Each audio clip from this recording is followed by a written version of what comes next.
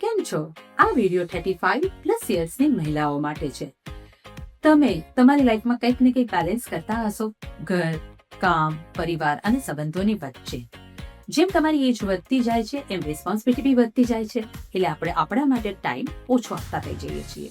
એટલે જ એમ્બ્રેસ લઈને આવ્યું છે drop balancing workshop, specially for women of 35+ years of age.